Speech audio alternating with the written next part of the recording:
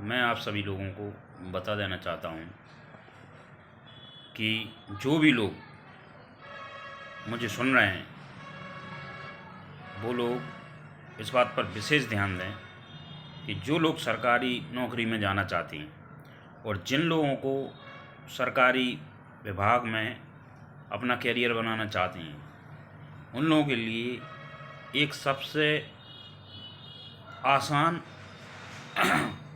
और सरल तरीका है कि वो लोग कहीं से भी शुरुआत करें।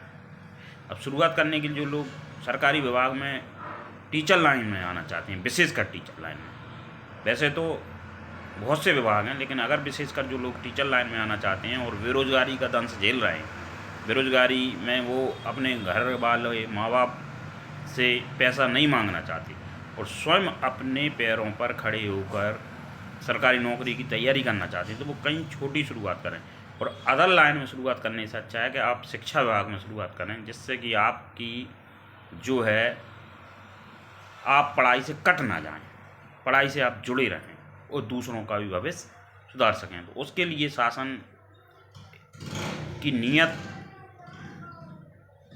तो शोषण की रहती है, लेकिन फिर भी एक रोज़गार का जरिया कम से कम शासन एक टेम्परेरी व्यवस्था में निकालती है, जो कि गलत है, लेकिन फिर भी अपन लोगों को उसका सहारा लेना पड़ती है क्योंकि अपन बेरोज़गार हैं।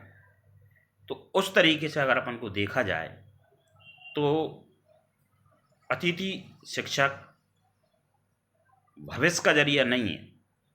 अतिथि शिक्षक में आप अपना फ्यूचर नहीं बना सकते, ये जीवन बनाने या फ्यूचर बनाने का जरिया नहीं है, लेकिन बेरोज़गारी का कुछ टाइम काटने के लिए ठीक है। तो मैं यही कहूँगा सारे साथियों से कि अतिथि शिक्षक जो लाइन है, खासकर जो लोग टीचर लाइन में आना चाहते हैं, वो लोग अतिथि शिक्षक में अपना फ्यूचर ना देखें, ये सोच कर ना आए कि ये हमारा भविष्य सुरक्षित हो गया है, हम सब परमानेंट हो जाएंगे कभी। ये सबसे बड़ा भ्रम है। मैं इस चीज़ को गारंटी से कहता हूँ। क्यों? क्योंकि मैंने इस व्यवस्था में अपने 7 साल लगाए हैं। 2018 से लेकर 2024 आज आ गया है, आज मैं 7वां साल चल रहा है और मैं इस व्यवस्था में अपनी सेवाएं देता हुआ आ रहा हूँ, लेकिन नतीजे में आज अतिशेष शिक्षक आ जाने के कारण मुझको शासन ने बाहर फेंक दिया है। किसी प्रकार की कोई रियायत नहीं बरती गई है। तो मैं ये नहीं कह रहा हूँ कि आज भी मैं अतिथि शिक्षक नहीं बनना चाहता है या नहीं इस व्यवस्था को छोड़ देना चाहता हूँ, क्योंकि आय का कोई साधन ना होने की वजह से मुझको इसमें हो सकता है 1-2 साल और समय देना पड़े, और मैं दूंगा अगर मुझे चांस मिलता है। लेकिन फिर भी मैं सब लोगों से यही कहना चाहूँगा कि आप अपने बच्चों का और स्वयं का जो भी शासकीय लाइन में आना चाहते हैं और अपना फ्यूचर बनाना चाहते हैं, तो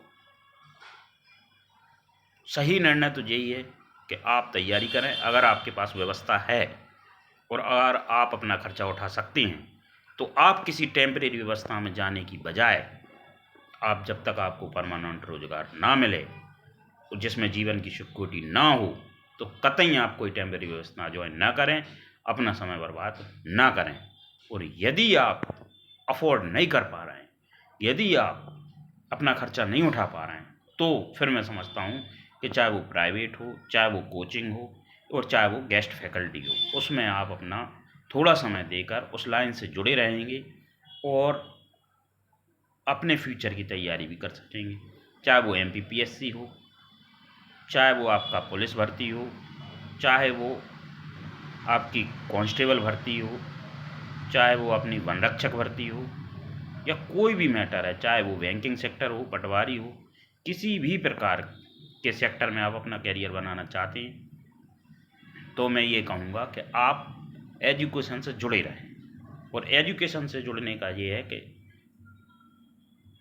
टीचिंग लाइन में अगर आप अपना कैरियर बनाना चाहते हैं तो भी आप गेस्ट में पढ़ा सकते हैं, और अदर फील्ड में अपना कैरियर बनाना चाहते हैं तो भी आप गेस्ट में पढ़ा सकते हैं, जिसका तीसरा राउंड शासन 19 तारीख के बाद स्टार्ट करने जा रही है, जो कि चॉइस फिलिंग अभी बंद है, पोर्टल भी अभी बंद है। लेकिन 2 राउंड होने के बाद अब तीसरा राउंड जो होने वाला है वो करीब हम मान के चलते हैं कि 18 के बाद पोर्टल खुल जाएगा, तो शायद 2-3 दिन की प्रक्रिया इन लोगों की चॉइस फिलिंग, जिन लोगों को अलॉट हुआ है स्कूल, उन लोगों में उनको टाइम लग जाएगा इस प्रक्रिया में। इसके बाद जो समय मिलेगा जिसकी चॉइस फिलिंग स्टार्ट होगी तो उसकी जानकारी मैं आपको देता रहूँगा। तो आप शासकीय सेवाओं में आने के लिए और उचित और सही जानकारी के लिए हमसे जुड़े रहें, और समय समय पर मैं आपको जानकारी देता रहूँगा। 19 तारीख से 24 तारीख के बीच में कभी भी पोर्टल चॉइस फिलिंग के लिए खुल जाएगा, तो आप चाहें तो मध्य प्रदेश में गेस्ट फैकल्टी में अपनी सेवाएं दे सकती हैं और टीचिंग का अनुभव ले सकते हैं। कुछ मार्क्स भी आगामी समय में मिलने की संभावना बन रही है, तो हो सकता है शासन अंक भार दे दे, और अंक भार ना दे,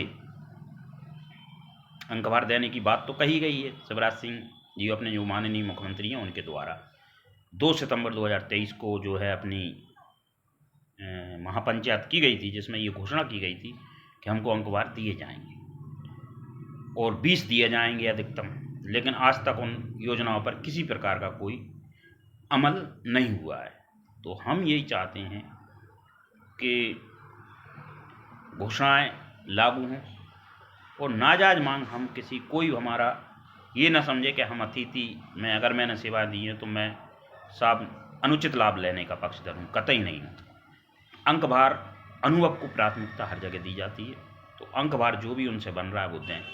आरक्षण की हमें कोई आवश्यकता नहीं है, ना हम आरक्षण कभी चाहते हैं, हमें कोई आरक्षण नहीं चाहिए। हमें सिर्फ अपने अनुभव के नंबर दे दिए जाएँ और तो हम उसी में संतुष्ट हैं, और ना दिए जाएँ तो हम ये कह रहे हैं कि ये शोषणकारी व्यवस्था बंद कर दी जाए। और जब तक ये चल रही है तब तक इतना तो है कि आप अपना गुजारा भत्ता इससे चला सकते हैं, लेकिन आपकी तैयारी आप बिल्कुल जारी रखें और ये कतई ना सोचें कि अतिथि कोई रोजगार है। ये अपना समय तैयारी करने के लिए एक प्रकार की एक हेल्प है, ये किसी प्रकार का कोई रोजगार नहीं है। इसको रोजगार नहीं कहा जाता है कि आप कल का सूरज जब उगेगा तो आपको ये पता नहीं है कि आपका रोजगार रहेगा कि नहीं रहेगा। इसको रोजगार नहीं कहा जाता है। तो योग्यता के अनुसार काम को ही रोजगार कहा जाता है, और समान कार्य समान वेतन को ही रोजगार कहा जाता है। शोषणकारी नीतियों को रोजगार नहीं कहा जाता। चूँकि बेरोजगारी का आलम है तो मैं ये कहूँगा कि शून्य आय से अच्छा है कि अगर कोई व्यवस्था आपके पक्ष में, आपके सपोर्ट में और आपके लिए बन रही है, आपके हक में है, आपको लगता है कि इससे आपको मदद मिलेगी, इससे हेल्प मिलेगी, तो उसका सहारा लेने में कोई बुराई नहीं है, कोई बुरा काम नहीं है। अनुभव भी मिलेगा और फ्री में भी अपन सेवाएं देने की इच्छुक रहती है। शिक्षा विभाग और स्वास्थ्य विभाग एक ऐसा है कि अगर आप सक्षम हैं तो आप इसमें स्वेच्छा से भी अपना योगदान दे सकते हैं, क्योंकि शिक्षा विभाग जीवन का आधार है, ज्ञान का दान सबसे बड़ा दान है। इसलिए अगर आप ज्वाइन करें तो पैसों की वजह से बच्चों का अहित ना करें। हमेशा ये अपने दिल में रखें कि इनकी कोई गलती नहीं है। शासन ने जो नीतियाँ बनाई हैं वो ठीक हैं, अपनी जगह हैं, लेकिन इन लोगों की कोई गलती नहीं है। जब भी आप बच्चों को पढ़ाएं तो उस समय पर आपके दिमाग में ये कतई नहीं चलना चाहिए कि मुझे पैसा कम मिलता है या मुझे समान कार्य समान वेतन नहीं मिलता है। उस समय पर सिर्फ और सिर्फ आपके दिमाग में एक ही चीज़ रहना चाहिए कि मैं शिक्षक हूँ, और शिक्षक की मर्यादा का ध्यान रखते हुए आपको अपना ज्ञान का आदान करना है। आइंस्टीन की बात को मैं कोट करना चाहूँगा कि उन्होंने कहा था कि हमारा जीवन का उद्देश्य यही है कि जो हमको मिल गया है उसको अगली पीढ़ी को देकर जाना है पॉजिटिव वे में। मैं अपनी बात को कहकर यहीं सबसे विदा लेता हूँ। धन्यवाद।